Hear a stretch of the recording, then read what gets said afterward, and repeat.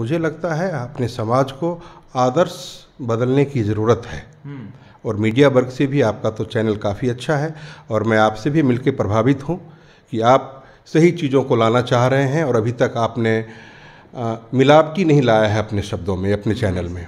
तो मैं ये चाहूँगा कि आप सही लोगों को, योग्य लोगों को समाज तक पहुँचाएँ, ताकि जब तक हमारा आदर्श नहीं बदलेगा, ये परसेप्शन चेंज नहीं होगा। तो बात पैसे की है, बात गरीबी की है। ना जनता गलत है, ना चिकित्सक गलत हैं। एक पॉलिसी की कमी है। जब तक मेरी हैसियत है, मेरे और मरीज के बीच में पैसा कभी ना बाधा था, ना है, ना आगे होगी। ये मैं आपको वचन दे सकता हूँ, चाहे वो हार्ट सर्जरी ही क्यों ना हो।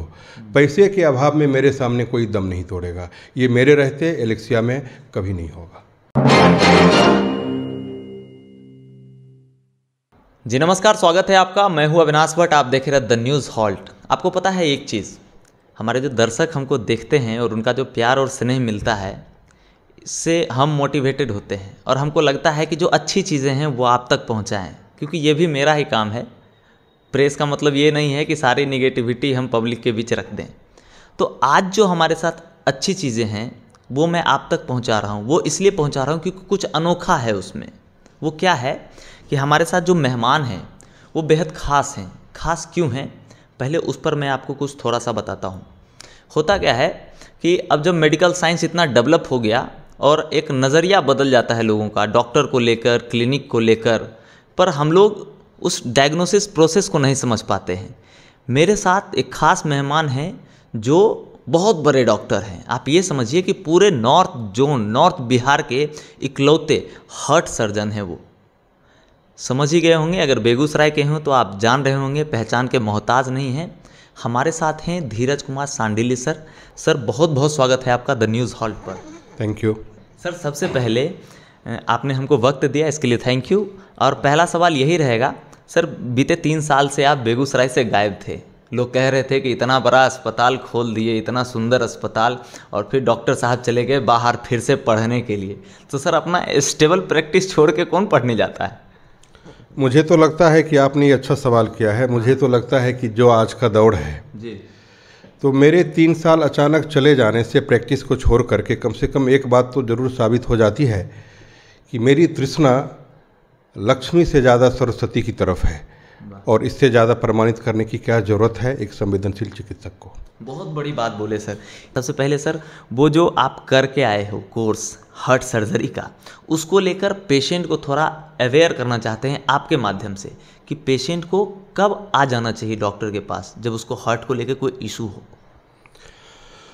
हार्ट सर्जरी जैसा कि आप जानते हैं अपने आप में एक काफ़ी जटिल विधा है और ये इतनी जटिल है कि पूरे देश में हार्ट सर्जन की संख्या 1000 के आसपास ही है और बिहार में इसकी संख्या 9-10 के करीब है। और अपना उत्तरी बिहार, या यूँ कहें कि पटना के अलावा अभी जो हमारे पास 37 जिला है बिहार में, अगर मेरी जानकारी सही है तो किसी भी 37 ज़िले में अभी हार्ट लंग्स की सर्जरी नहीं हो पाती है। तो निश्चित तौर पर यह एक जटिल प्रक्रिया है, अन्यथा हर जगह उपलब्ध होती। लेकिन जहाँ तक इसकी ज़रूरत की बात आपने पूछी है, तो आपने देखा होगा कि कोविड के बाद खास करके हृदय की घटनाएं बढ़ी हैं। अचानक स्वस्थ लोगों का हार्ट अटैक हो जाना, अचानक हृदय की कई घटनाएं सामने आई हैं जिसमें कई चर्चित देश के नामचीन हस्तियाँ भी शामिल रही हैं। तो इससे ये होता है कि लोगों का ध्यान हृदय की तरफ गया है। वस्तुतः यह है कि हार्ट डिजीज अभी भारत में डायबिटीज़ के बाद सबसे ज़्यादा जानलेवा, सड़क दुर्घटना के बाद सबसे ज़्यादा जानलेवा बीमारी अगर कोई है तो वह है हार्ट डिजीज। यह एक ऐसी बीमारी है जहाँ पर आप चांस नहीं ले सकते कि अगर तकलीफ़ आपको आज हुई है तो आप कल दिखा लेंगे, 1 महीने बाद दिखा लेंगे। ये आपको 5 मिनट से ज़्यादा मौका नहीं देता है। तो ज़रूरत है इसमें सजग होने की। नियमित जांच, अगर आपकी उम्र 40 साल से ज़्यादा हो गई है तो आप निश्चित रूप से अपने हृदय का भी जांच अवश्य कराएं। और अगर आप सही वक्त पर, अगर आप अपने शरीर पर थोड़ा सा वक्त देते हैं, सही चिकित्सक की सलाह लेते हैं, तो यकीन मानिए कई अचानक होने वाली हृदयाघात से जो दुर्घटनाएं, मौत होती हैं, उसको आसानी से हम लोग रोकने में सक्षम हैं। अभी सर कितने पेशेंट आ जाते होंगे हार्ट अटैक्स के वगैरह? अभी 2018 और 21 तक में नहीं था, जैसा कि आपने बताया है। और बेगूसराय, अभी बेगूसराय नहीं, उत्तर बिहार, या अगर थोड़ा और साफ शब्दों में कहें तो बिहार अभी हार्ट सर्जरी के लायक अपनी पृष्ठभूमि तैयार नहीं कर पाया है। अच्छा। तो मेरी जिम्मेदारी बढ़ जाती है। मरीजों के टर्म में मैं बात नहीं करूंगा। मैं अपने आप को यह भी समझता हूं कि मुझे हार्ट संबंधित जागरूकता और इस पूरे उत्तर बिहार के प्लेटफॉर्म को भी ऊंचा लाना है। तो अभी अक्टूबर नवंबर में मैं फिर से वापस अपने ज़िला बेगूसराय में आया हूं और अभी यहाँ पे हम लोगों ने हार्ट की विधिवत शुरुआत नहीं की है। मुझे लगता है अगर सब कुछ ठीक रहा तो लगभग 2-3 महीने का और वक्त लगेगा। उसके बाद हम लोग इस पर काम शुरू करेंगे, फिर मरीज को आने की अनुमति होगी। अच्छा सर, एक थोड़ा सा सर निजी सवाल है, थोड़ा कड़ा है, पब्लिक डोमेन का प्रश्न है। तो अक्सर जो हमारी सोसाइटी है जहां हम रहते हैं, वहीं उसी सोसाइटी में डॉक्टर भी रहते हैं। एक माइंडसेट लोगों का चेंज हो जाता है डॉक्टर को लेके। हम किसी चीज़ को लेकर विरोध नहीं करते हैं, पर जब डॉक्टरों की बात आती है, उनके फीसेस की बात आती है, उनके डायग्नोसिस की बात आती है, तब लोग जो है उस चीज़ का विरोध करते हैं। तो इस कॉन्सेप्ट को समझना चाहेंगे सर, पर ऐसा तो कुछ है नहीं। डॉक्टर तो अपनी मेहनत कर रहे हैं, मरीजों के प्रति सजग हैं, फिर ऐसा कॉन्सेप्ट क्यों बनता है कि डॉक्टर बहुत पैसा लेते हैं या ऐसा कुछ भी अनर्गल जैसा? आप हिंदू द्वारा लिखे गए ग्रंथ में यकीन करते हैं? सर मैं तो करता हूँ, यकीन तो करता हूँ। बहुत पहले तुलसीदास जी ने कहा था रामचरितमानस में कि जब कलयुग आएगा तो अच्छी चीज़ें गलत, अच्छा, और गलत चीज़ें लोगों को अच्छी लगने लगेगी। तो उदाहरण आज जो समाज का दौर चल पड़ा है, हाँ। आप देखिए कितना दुर्भाग्य है हमारे समाज का जी, कि शिक्षा और स्वास्थ्य, जो कि समाज का सबसे बड़ा और सबसे ज़रूरी, सबसे महत्वपूर्ण पहलू है, आज हमारे ज़्यादातर लोगों को, युवाओं को, हमारे समाज को शिक्षा और स्वास्थ्य के रक्षक ही उसके विरोधी लगते हैं। अच्छा, मुझे लगता है अपने समाज को आदर्श बदलने की ज़रूरत है। और मीडिया वर्ग से भी आपका तो चैनल काफ़ी अच्छा है और मैं आपसे भी मिलकर प्रभावित हूँ कि आप सही चीज़ों को लाना चाह रहे हैं और अभी तक आपने मिलावटी नहीं लाया है अपने शब्दों में, अपने चैनल में। तो मैं ये चाहूँगा कि आप सही लोगों को, योग्य लोगों को समाज तक पहुँचाएँ, ताकि जब तक हमारा आदर्श नहीं बदलेगा ये परसेप्शन चेंज नहीं होगा। और रही जहाँ तक बात चिकित्सकों के बारे में ऐसी धारणा, तो ये कभी अगर हम लोग इस पर फिर से बात करें तो आपको जानकर हैरानी होगी कि आपके देश में चिकित्सा की जो सेवा है बाकी कई बड़े बड़े देशों की तुलना में सबसे सस्ती और सबसे अच्छी है। मुश्किलात सिर्फ यह है कि हमारे लोगों को यह पता ही नहीं है कि यहाँ तक पहुँचने में या आपके जान को बचाने में हमें कितनी लागत लगानी पड़ती है। आप सिर्फ यह देखते हैं कि मैंने एक डॉक्टर से दिखाया, उसने 300 रुपये का फ़ी ले लिया, 500 रुपये का फ़ी ले लिया। या आप कहते हैं आमतौर पर कि अल्ट्रासाउंड हुआ, अब देखो अल्ट्रासाउंड का 800 रुपया लग जाता है। आपने कभी यह समझने की कोशिश नहीं की कि उस अल्ट्रासाउंड को लाने के लिए, उस मशीन को खरीदने के लिए 11% पे लोन लेकर के चिकित्सकों को 20 लाख 25 लाख में मशीन लेनी पड़ती है। फिर उस मशीन को कमरे में रखने के लिए 10 तरह के लाइसेंस में खर्च होता है। फिर उस मशीन को चलाने के लिए लोगों को ऊंची सैलरी पर रखा जाता है। फिर उसकी रिपोर्टिंग के लिए लोगों को ऊंची सैलरी पे रखा जाता है। शॉर्टकट में मैं कहना यह चाहता हूं कि चिकित्सा में लागत मूल्य को कभी समाज के सामने रखा ही नहीं गया। अच्छा, और जिस चीज़ में लागत करोड़ों में होगी वह भी अभी आपको हज़ारों में मिल रही है। बस पब्लिक तक सही जानकारी पहुंचने की देर है और मुझे पूरी उम्मीद है लोग समझेंगे, फिर से अच्छा वक्त आएगा। तो हम ऐसा कह सकते हैं ना सर कि हर एक डिजीज़ का अपना एक प्रोटोकॉल होता है, उसको डायग्नोस करने का, उसको चेकअप करने का। अगर करोड़ों की मशीन से किसी चीज़ का टेस्ट हो रहा है तो जाहिर सी बात है कि उसका फ़ी तो थोड़ा ज़्यादा होगा ही। और ऐसा नहीं है कि आप अगर शुगर का टेस्ट करा रहे हैं 200 रुपये में हो जा रहा है तो सारा टेस्ट 200 रुपये में हो जाए। बिल्कुल सही कह रहे हैं आप, बिल्कुल सही कह रहे हैं आप। ऐसी ही बातें, इसका देखिए एक और निराकरण हो सकता है। चिकित्सकों और मरीज के बीच में जो दूरियां बढ़ी हैं, जो आपने कहा लोगों का परसेप्शन है, उसकी वजह सिर्फ ये नहीं है कि डॉक्टर कैसे हैं, सिर्फ एक वजह है कि जब कोई घर में कोई बीमार होता है, और ऐसे ही हमारा समाज बिहार, यूपी, हम मास में हम एक गरीबी रेखा के आसपास रहते हैं, हम लोग मिडिल क्लास में रहते हैं। और उन पर जब कोई अचानक स्वास्थ्य का बोझ आ जाता है तो वो अनप्लैन्ड वे में वो पूरी फैमिली पर मानसिक, शारीरिक और आर्थिक बोझ होता है। ऐसे में खर्च कराने वाला व्यक्ति उन्हें अपना विरोधी नज़र आने लगता है। एक निराकरण है कि अगर सरकार हमारे सभी लोगों का हेल्थ इंश्योरेंस अनिवार्य कर दे तो मरीज और चिकित्सक का रिश्ता पूरी तरह से सुधर जाएगा। अगर आपको भी सर में दर्द है और मैं अगर समझता हूं कि आपको सीटी स्कैन की ज़रूरत है और अगर आपको सीटी स्कैन में 3,000 रुपये खर्च आते हैं या 2,000 रुपये खर्च आते हैं तो आपके मन में हमारे खिलाफ कई सवाल आ सकते हैं और आप हो सकता है नहीं कराएं। अगर आप सक्षम हैं तो करा लेंगे, लेकिन अगर आपके पास इंश्योरेंस हो और आपके सर में दर्द हो और मैं बोलूं सीटी स्कैन कराने की ज़रूरत नहीं है, फिर भी आप कहेंगे कि एक करा के देख लेते हैं ना, अच्छा रहेगा। तो बात पैसे की है, बात गरीबी की है। ना जनता गलत है ना चिकित्सक गलत है, एक पॉलिसी की कमी है।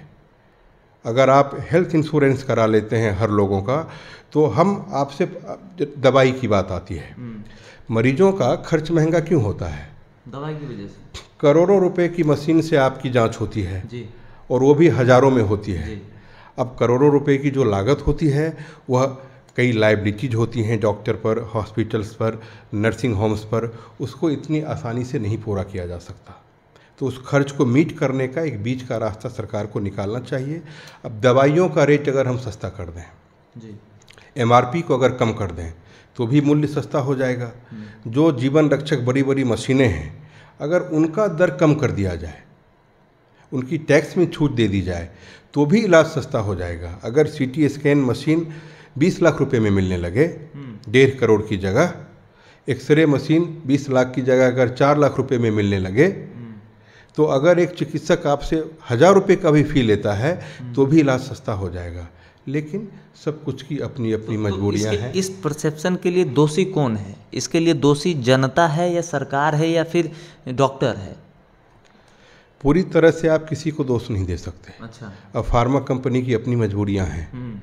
अगर वो एक प्रोजेक्ट लॉन्च करते हैं तो उनके रिसर्च पर इतने ज़्यादा उनके पास खर्च होते हैं, इतने करोड़ों अरबों में लागत होती है, तब जा कर के कोई एक मेडिसिन का मॉलिक्यूल फाइनल हो पाता है।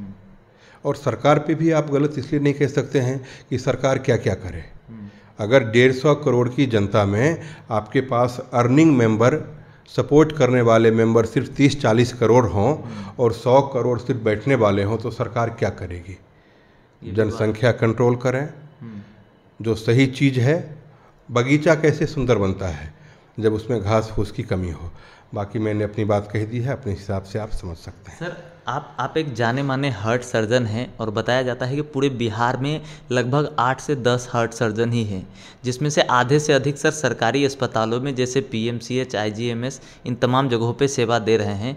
तो जब आप नॉर्थ बिहार में इकलौते हैं तो सर आप तो बाहर भी जाते होंगे, यहाँ से कोलकाता भी जाना होता होगा या यहाँ से आप सिलीगुड़ी भी जाते होंगे इलाज करने के लिए।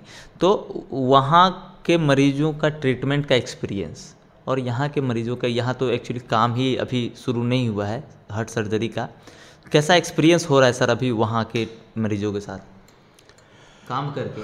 आम तौर पे सारी बातें ठीक हैं, लेकिन हमारे तरफ के मरीजों में चीज़ों की जानकारी की कमी की होने की वजह से कॉम्प्लिकेशंस के एक्सेप्टेंस की संभावना, हमारे लोगों की मानसिकता वैसी नहीं है कि कॉम्प्लिकेशंस को समझ सकें। जिस वजह से आजकल क्या हो गया है कि हमारे कई डॉक्टर मित्र इमरजेंसी केसेज को रेफ़र करने में यकीन रखते हैं। अच्छा, खुद टैकल नहीं करते? बिल्कुल। मुझे लगता है कि अगर पब्लिक समझे कि शरीर की भी एक सीमा होती है, मौत का कारण हमेशा चिकित्सक नहीं होता है, अगर उन सब चीज़ों को ये समझें, बाहर के डेवलप्ड जगह में पब्लिक थोड़ी सी बेहतर समझते हैं। हमारे यहाँ भी समझ का आना थोड़ा बाकी है।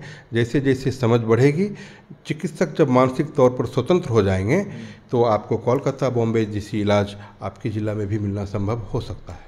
सर, एक नसीहत सर हम आपके तरफ से वैसे डॉक्टरों को देना चाहते हैं जो डॉक्टर सच में सर लूट खसोट कर रहे हैं। आपको नहीं लगता है सर कुछ ना कुछ तो हैं वैसे अभी भी अवेलेबल जो ऐसा काम कर रहे हैं जिसकी वजह से, मतलब हम यूँ कह सकते हैं कि मुट्ठी भर लोगों की वजह से पूरा कम्युनिटी बदनाम है? समाज के हर वर्ग में असमानता है। समाज को खुद चाहिए कि ऐसे लोगों को पहचान लेना। कोई चिकित्सक मरीज के पास यह कह करके नहीं जाता है कि आप घर से जा करके कि आप मेरे पास चले आइए। अगर हम और आप जागरूक हो जाएंगे तो ठगे नहीं जाएंगे। तो स्वास्थ्य को नेगलेक्ट नहीं करना है, हमें और आपको भी जागरूक होना है। फिर आपको खुद पहचान हो जाएगी असली क्या है, नकली क्या है। अच्छा, मतलब शॉर्टकट में आप बता दिए कि मतलब जानकारी रखिए तभी पहचान हो पाएगी। बिल्कुल। अगर आपको अविनाश जी, अगर अभी आपको मान लीजिए कि कोई, आप अभी स्टेशन पे उतरते हैं और आप किसी रिक्शा वाले से पूछते हैं, गाड़ी वाले से पूछते हैं कि मुझे एक डॉक्टर के पास जाना है, क्या आप एक ड्राइवर की बातों में आएंगे? नहीं। यहाँ पे 70% लोग ड्राइवर को अपना आदर्श मानकर उनकी बातों में यकीन कर लेते हैं। इसको कौन ठीक करेगा? आपको भी तो पता होना चाहिए। जब ये भी है कि मतलब ट्रेन से उतरे, खांसी हो छे, हम डॉक्टर के पास जाएगा। स्वाभाविक है। आप जब किसी शहर में जाते हैं तो लोग पूछता है कि खाना अच्छा कहाँ है, चिकित्सक अच्छे कहाँ हैं, रहने का होटल कौन सा अच्छा है। लेकिन आपको किनकी सलाह पे अनुसरण करना है, इतना ज्ञान तो पब्लिक में भी होना भी चाहिए। यही वजह है कि कोई डर्मेटोलॉजिस्ट होकर भी फिजिशियन का ट्रीटमेंट कर रहे हैं। मैं तो इसमें पब्लिक का दोष मानता हूँ। पब्लिक का दोष मानता हूँ, बिल्कुल। अगर मैं आपको कहूं कि मैं हार्ट का सर्जन हूं और मैं आपके हड्डी की ऑपरेशन करूंगा, क्या आप मुझसे कराएंगे? कभी नहीं। अगर ऐसा सभी लोग समझ जाएं फ़र्क, तो हम चाह के भी आपसे बेईमानी नहीं कर पाएंगे। चाह के भी बेईमानी। सर एक चीज़ आखिरी में, बहुत तरह के सर पेशेंट है सर, हमारा समाज थोड़ा कॉम्प्लिकेटेड है, यहाँ गरीब अमीर मध्यम वर्गीय सभी तरह के लोग हैं। तो हम चाहते हैं एज ए पेशेंट कंप्लाइंस, जो गरीब पेशेंट आते हैं आपके पास, उनको सर थोड़ा सा छूट दिया जाए आपकी तरफ से। मैंने अपने हाथ से लगभग अभी तक ऑन द रिकॉर्ड 18,700 कुछ लोगों की जान बचाई है। अच्छा। ऐसे लोग जो बचने वाले नहीं थे। और हमारे हॉस्पिटल की खासियत है कि मैं हर एक मरीज का वीडियो रिकॉर्ड, उनका MRD file, medical records maintain करता हूँ। जब तक मेरी हैसियत है, मेरे और मरीज के बीच में पैसा कभी ना बाधा था, ना है, ना आगे होगी। ये मैं आपको वचन दे सकता हूँ, चाहे वो हार्ट सर्जरी ही क्यों ना हो। पैसे के अभाव में मेरे सामने कोई दम नहीं तोड़ेगा। ये मेरे रहते एलेक्सिया में कभी नहीं होगा। ये मेरा स्वभाव है कि मैं अर्थव्यवस्था के लिए मैं चिकित्सा कभी न करता था, न करना चाहता हूँ। आर्थिक तृष्णा मुझ में नहीं है और मैं ही प्रार्थना करता हूँ कि ये मुझ में बना रहे। हो सकता है कुछ लोगों की नज़र में यह अपरिपक्वता हो, इमेच्योरिटी हो, लेकिन मुझे अपनी इसी अपरिपक्वता पर काफ़ी गुमान है और मैं इसे मेंटेन रखूँगा।